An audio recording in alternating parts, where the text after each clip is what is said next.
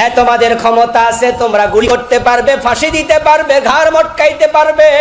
আমরা ঘোষণা দিতে চাই, সত্যের পক্ষে কথা বলে আমরা গর্দান দিতে থাকবো। তোমাদের গুলি শেষ হয়ে যাবে, রশি শেষ হয়ে যাবে, আমাদের ঘাড় শেষ করতে পারবা না। ওই মৃত্যুর বিরুদ্ধে কথা বললে একদল মুসলমানের সন্তানের কলিজায় লাগে।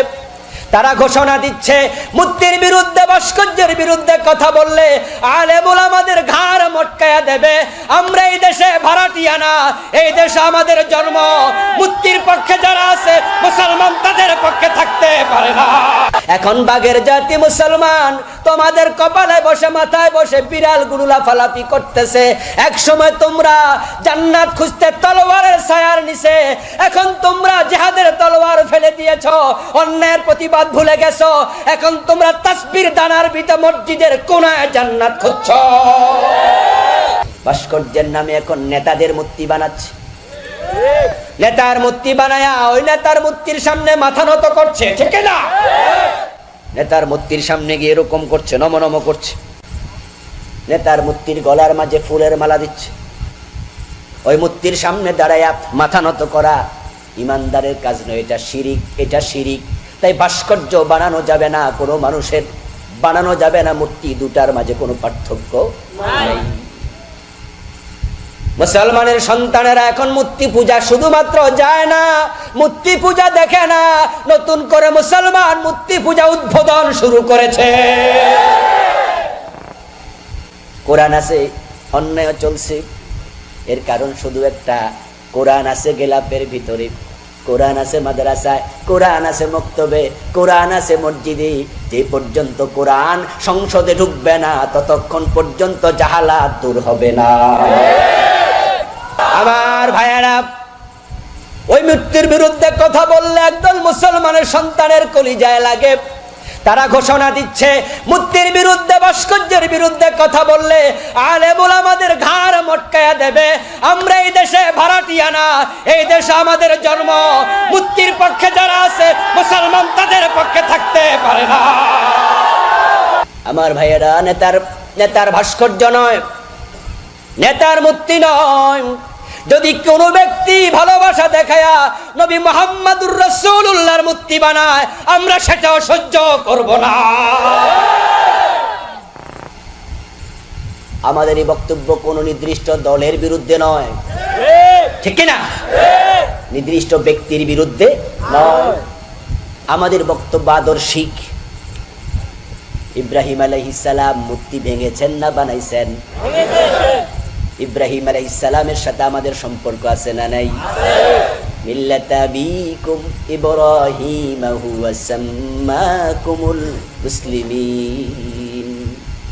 তুমি যে মুসলমান দাবি করছো, নিষ্কাপ ইব্রাহিম আলাইহিস সালাম তোমার বাবা, আমার বাবা, উনি আমাদেরকে মুসলমান নাম দিয়েছেন। উনি মূর্তির বিপক্ষে ছিলেন। তুমি ইব্রাহিমের সন্তান হলে মূর্তির পক্ষে কথা বলতে পারো না।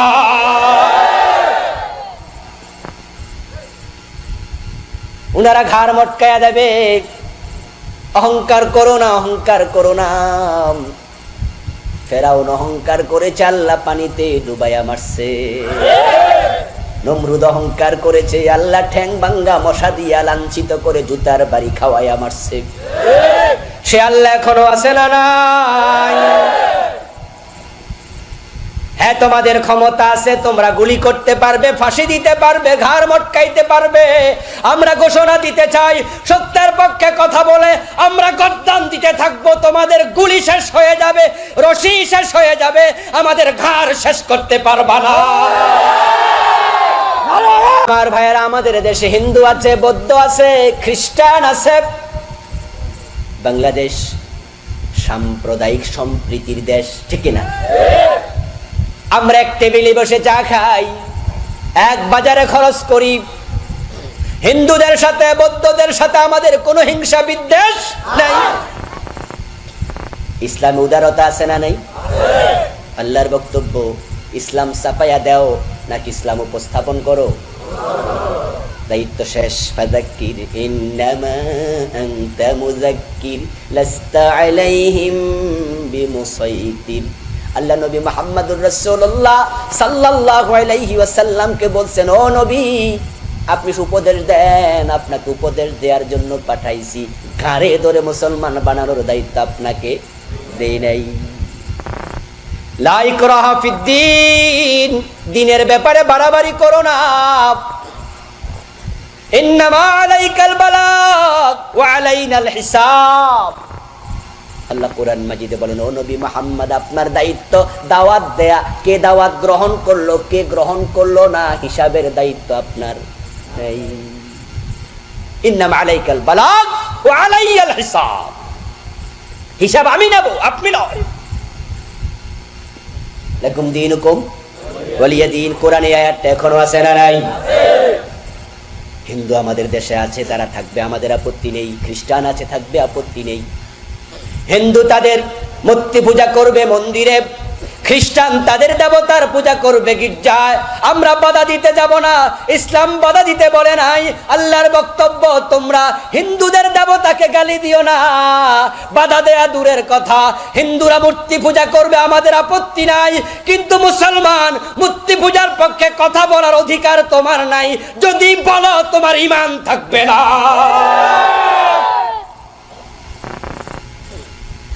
রাসূলুল্লাহ সাল্লাল্লাহু আলাইহি ওয়াসাল্লামের আদর্শ আমাদের জীবনের একমাত্র মডেল। লাকাদ কানা লাকুম ফি রাসূলিল্লাহি উসওয়াতুন হাসানাহ। এখন বিশ্বনবী মূর্তির পক্ষে না বিপক্ষে? মূর্তি পূজার মতো বড় শিরিক পৃথিবীতে আর নাই। ইন্নাশ শিরকা লাযুলমুন আযীম। কোরআন আছে, ভাস্কর্য আছে, কোরআন আছে, জুলুম অত্যাচার আছে, সুদ ঘোষ আছে। এর কারণ কোরআনটা যেখানে যাওয়া দরকার সেখানে কোরআন নেয়ার লোক এখনো তৈরি হয় নাই।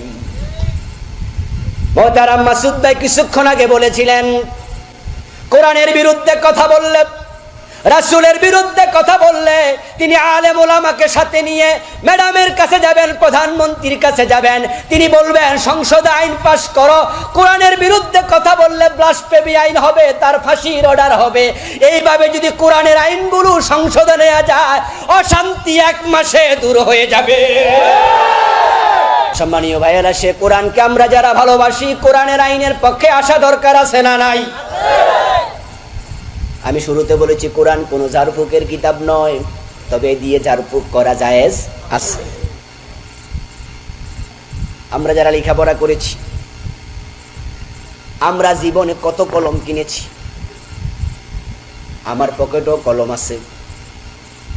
দেখবেন মাঝে মাঝে অফিসে গেলে, যেই অফিসে ক্লায়েন্ট কম, অফিসারের কাম কাজ নাই, মাঝে মাঝে দেখবেন এইভাবে কলমটা খুলে কলমের ইয়া দিয়া কান খোসায় খোসায় কিনা।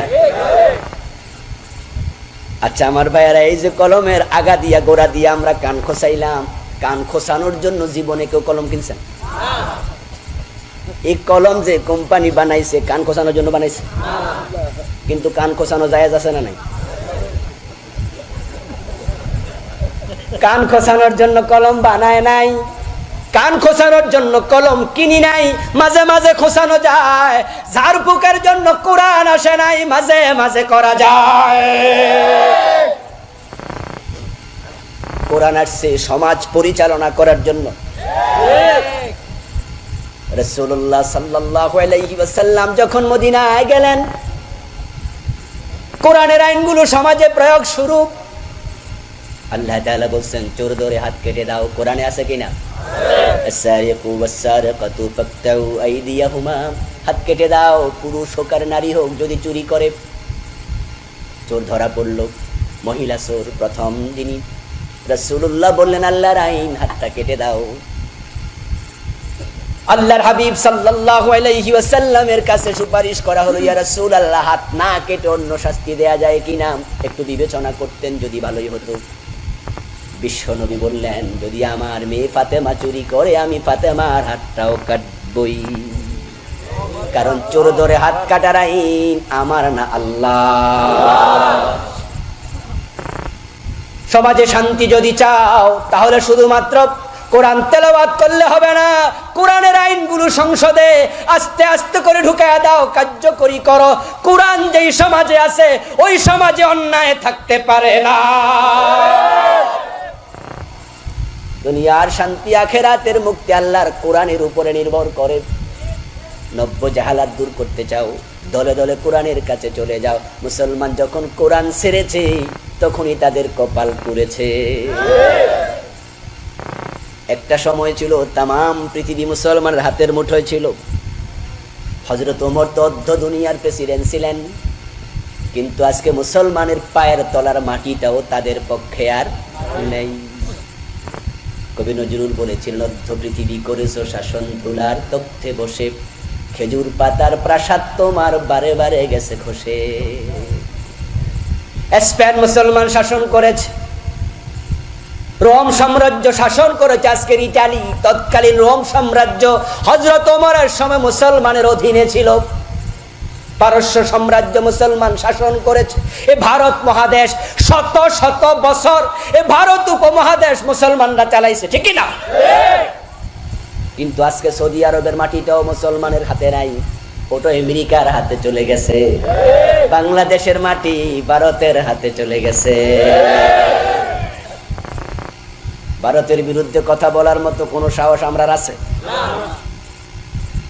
আমার ভাইয়েরা, যদি আমাদের রাষ্ট্র, আমাদের সরকার, আমাদের প্রধানমন্ত্রীও ভারতের বিরুদ্ধে কথা বলে, উনারও বিপদ হওয়ার সম্ভাবনা আছে না নাই?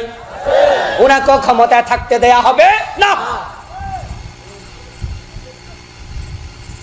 সৌদি আরবের বাদশাহ সালমান আমেরিকার বিরুদ্ধে কথা বলার সাহস তার নাই। আজ থেকে বছর দেড়েক দুয়েক আগে ডোনাল্ড ট্রাম্প সৌদি আরবের বাদশাহ সালমানকে রক্ষা করে বলছিল, খাশোগি হত্যার পরে, মনে আসেনি খাশোগির কথা? খাশোগি হত্যার পরে ডোনাল্ড ট্রাম্প সৌদি আরবকে লক্ষ্য করে বলছে, আমাদের সাথে বাড়াবাড়ি করো না, করলে এক সপ্তাহের বেশি ক্ষমতায় থাকতে পারবা না। কি প্রমাণ হয়? পায়ের তলার মাটিটা এখন আমাদের হাতে আর। এর কারণ আল্লামা ইকবাল বলেছে, ও জামানে মে মুআজ্জাজ তে হামিলে কোরা হোকর और तुम खार होए तारके कोरा बनकर। ওই জামানায় তোমরা ছিলে স্মরণীয়, বরণীয়, কারণ তোমাদের হাতে কোরআন ছিল, তোমরা ছিলে যেখানে কোরআন ছিল। আর যখনই মুসলমান কোরআন ছেড়ে দিয়েছ, আল্লাহ তোমাদেরকে ইজ্জতের জায়গা থেকে ধাক্কায়া ফেলে দিয়েছেন। একসময় মুসলমান যেখানে ছিল, ইজ্জত ছিল, সেখানে বিজয় তাদের পায়ে চুমু দিত। মুসলমানের সামনে দাঁড়িয়ে কথা বলবে এমন সাহস পৃথিবীর কোন জালেম দেখায় নাই। মুসলমান বাঘের জাতি, অহংকার দিয়ে কথা বলতো, মাথা নত করত না কোনদিন। আজকে 250 কোটি মুসলমান, তারা বিড়ালের মতো হয়ে গেছে। আল্লামা ইকবাল রাহিমাহুল্লাহ এটাও বলেছেন, সার কি সের পর বিল্লি খেলে রাহি কেসা হে মুসলমান কো বদনসিব, शहादत की तमन्ना भूल गई और तस्बीह की दानों में जन्नत ढूंढ रही। আল্লামা ইকবাল রাহিমাহুল্লাহ বলেন, এখন বাঘের জাতি মুসলমান, তোমাদের কপালে বসে, মাথায় বসে বিড়ালগুলো লাফালাফি করতেছে। এক সময় তোমরা জান্নাত খুঁজতে তলোয়ারের ছায়ার নিচে, এখন তোমরা জিহাদের তলোয়ার ফেলে দিয়েছো, অন্যায়ের প্রতিবাদ ভুলে গেছো।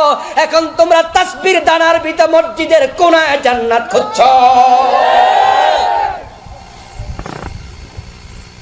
আল্লাহর হাবিব বলেছেন, আল জান্নাতু তা'তা জিলালিস সুয়ুফ, জান্নাত তলোয়ারের ছায়ার নিচে। কিন্তু এখন অন্যায়ের প্রতিবাদ আমরা ভুলে গেছি, আমরা চুক্তি মেরে গেছি। রাসূলের বিরুদ্ধে কথা বলে তারপরও কিছু মুসলমানকে রাস্তায় মিছিলে পাওয়া যায় না। নামের আগে আহলে সুন্নি, আশিকে রাসূল। এই রবিউল আউয়াল মাসে কত জিলাপি খাইছে, বাজারে টান ফালাইয়া দিছে। ঈদে মিলাদুন নবী পালন করেছে, কিন্তু এই নামদারি সুন্নিদেরকে ফ্রান্স ব্যাপারে আমরা মিছিল করেছি, তাদেরকে রাস্তায় খুঁজে পাওয়া যায় নাই। এই জন্য বন্ধু, যদি শান্তি চাই দুনিয়ায়, মুক্তি চাই আখিরাতে, দলে দলে আল্লাহর কোরআনের কাছে ছুটে আসা দরকার আছে না নাই? আল্লাহ তাআলা আমাদের সকলকে কোরআনের কাছে ছুটে আসার তৌফিক দান করুন, সবাই বলি আমিন।